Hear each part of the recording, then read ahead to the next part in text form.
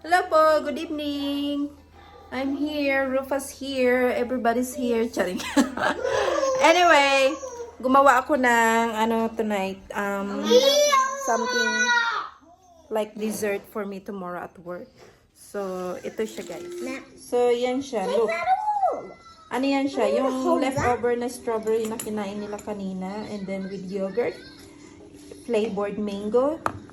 And grated dark chocolate. Ito siya.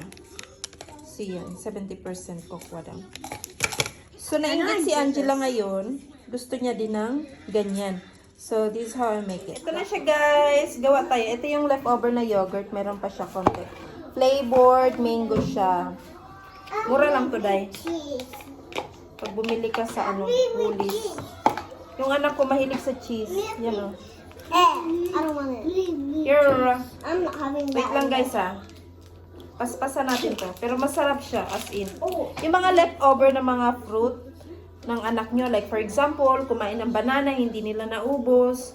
Or apple, or any fruit na kinain nila na hindi naubos. Just do this. Okay? Yogurt. Bilisan. Yogurt.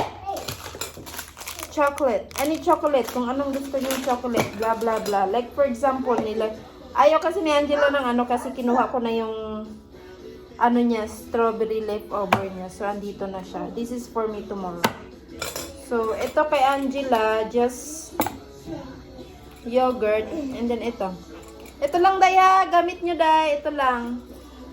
Ano lang to siya? Yung pang kiss-kiss ng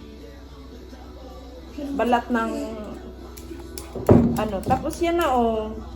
Tingnan nyo. Ito lang siya, guys. Oh, ganyan lang, oh. See, you see the grated, Wala akong ibang pang grated, eh. Ng chocolate. Para siyang tawag dito. Pero syempre, wag niyong ubusin. Just enough. Kasi too much sugar sa anak niyo. But I think I heard, tawag dito, dark chocolate is good. So, yan. Okay na yan. Tingnan mo, oh. Look. Oh my gosh. Tuwang-tuwa na yung mga anak niyo ng ganyan, no? So, yun. Yun lang, Day. Tapos na.